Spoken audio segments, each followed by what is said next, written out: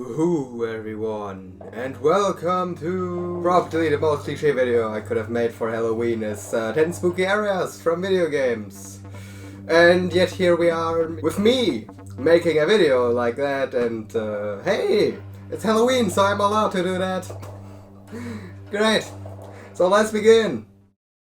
Many creepypastas and theories are going around this place, and I picked it mostly because of its music. Because, just listen to it.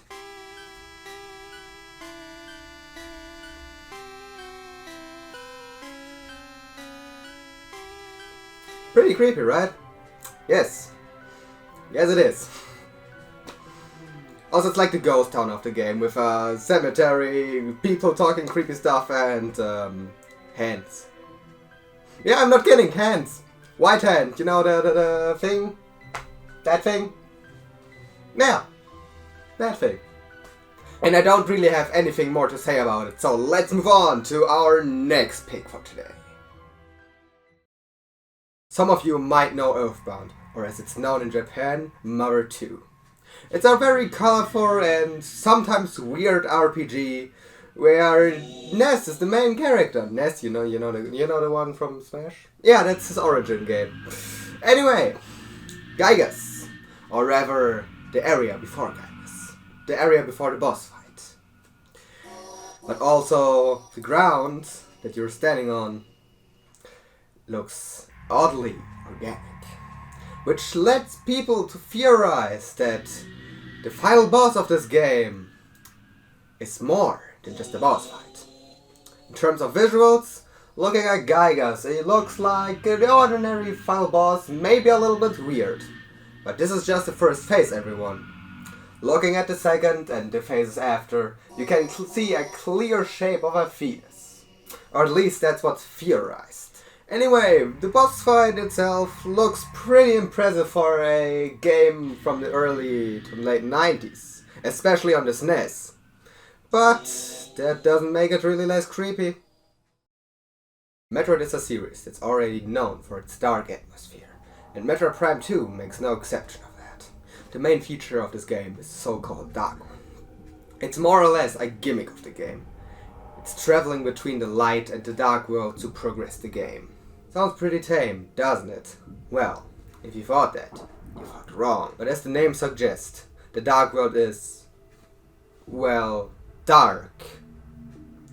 And not only that, but standing in its atmosphere hurts you. Other than if you're around in these bubbles, which also heal you, by the way. But the music can be very unnerving. It's mostly distorted remixes of the themes you hear in the light world. Most notably is the theme from the dark submerged Torvus temple, which you might hear in the background right now. So overall, the areas are dark. You take damage if you're not in these bubble thingies. The enemies look pretty hideous and creepy. And the music can be quite unnerving. Sounds like a fun vacation if you ask me. 10 out of 10 would visit again. You probably might know this area. It's the home of a very special kind of enemy. Yes, I'm talking about the Redeads. And yes, I'm talking about the Shadow Temple from The Legend of Zelda Ocarina of Time. You don't really need to play any Zelda games to know that this is one heck of a creepy area. Like many others, it's dark, the music is creepy, and the enemies... No, I'm not going to make that hump joke. Fuck! Anyway, skipping towards the mini-boss of this area, we have... Oh lord, what the ever-loving hell is that? Nope, I'm out. Metroid again, and this time with the first Prime game. Unlike the first one, we don't have a gimmicky dark world. We have a forest, we have ruins, we have an ice world, we have a magma world, and we have... mines? Yes, mines! Yes, I'm talking about the feather mines. It acts as the final area of the game, spanning 3 floors, with the last one being completely dark and forcing you to either use the X-ray or the turn visor. Not only that, but you will face the toughest enemies yet, being the Fishing Metroid, the Elite Pirates, the Hunter Metroids, and many more. All the while being completely submerged in darkness, barely able to see anything. It's a pretty creepy area in the great scale of things, don't you think? Super Paper Mario. A game where we follow our two-dimensional friend Mario through his weird adventure. Well, until you arrive in what's essentially video game hell. The Underwear, to be exact. A place where every video game character that ran out of lives lands. Basically hell if you want. And if that's not enough, the visuals and music make... Hey, what about... I was getting to it! Jeez. People these days. After progressing the story a little further, you will land at River Trigus, which looks normal on the surface. But if you dive into it, which you need to do by the way if you want to progress the story, you'll hear this.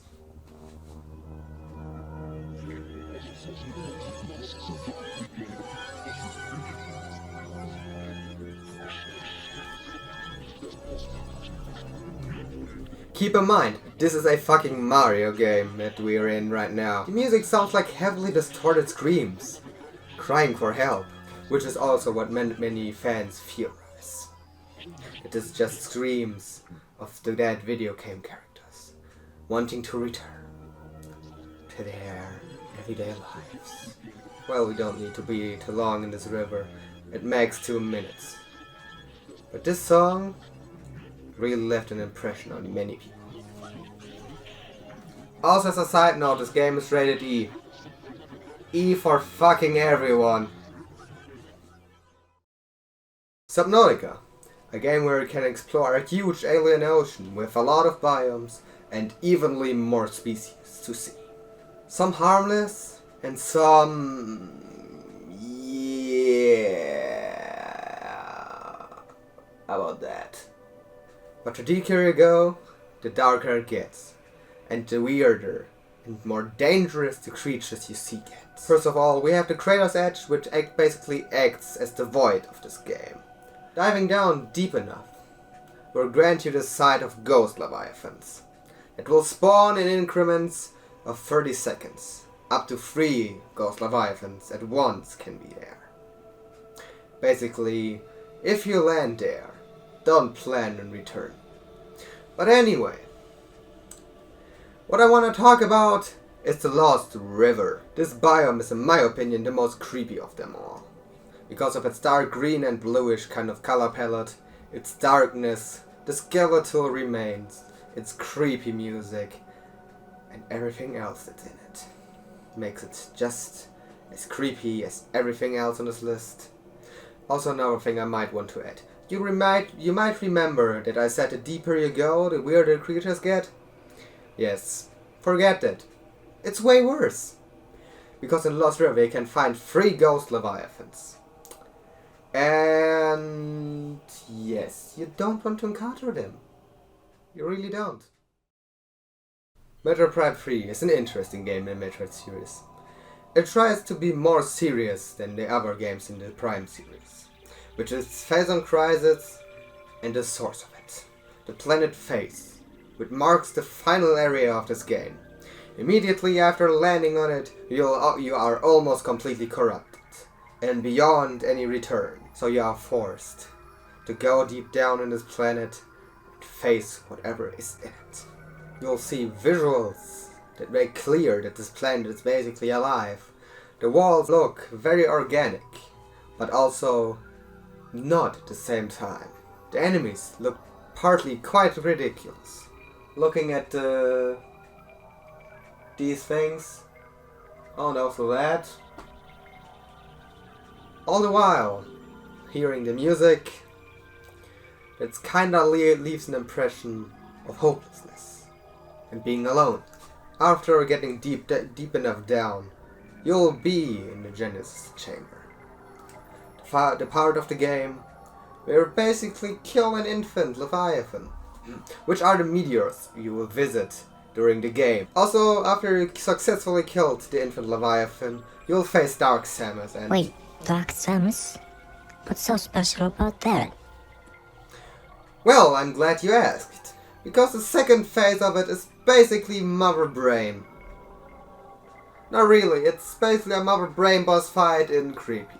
Well, not the Mother Brain, but just look at it.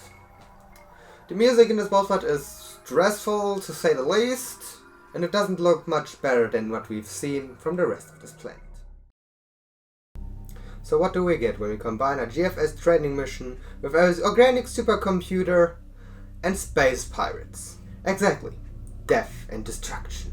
At least this is how I would describe the GFS Valhalla in Metroid Prime 3. Arriving at the completely destroyed GFS Valhalla, you will notice very quickly what awaits you in this area. Everything is destroyed. Corpses of both space pirates and GFS marines everywhere. The whole area gives you a feeling of death and destruction the whole time you're in it.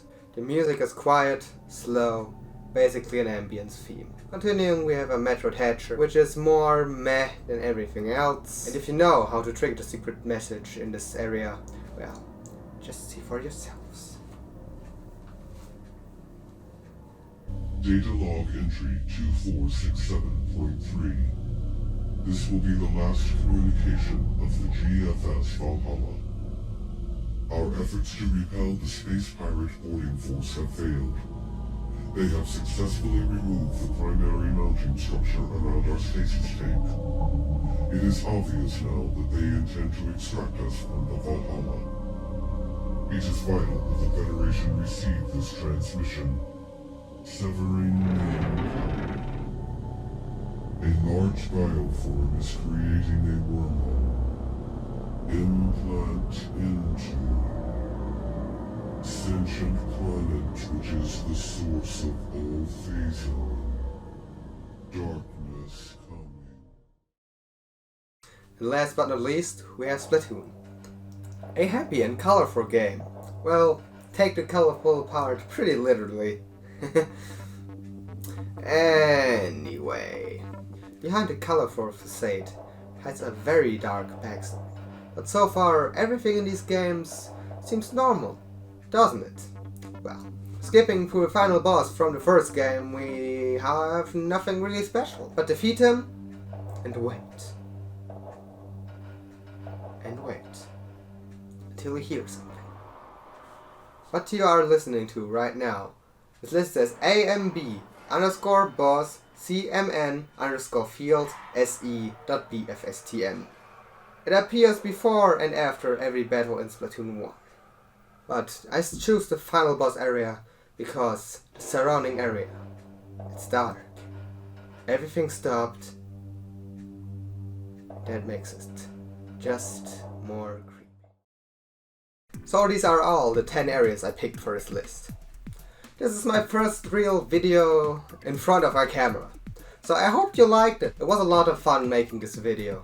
And I'll probably do something like that again. And if I missed anything here, please tell me in the comments below. I'll read it and I'll probably react to it. Also, make sure to visit the nice people that I borrowed the footage from. And until the next video, goodbye.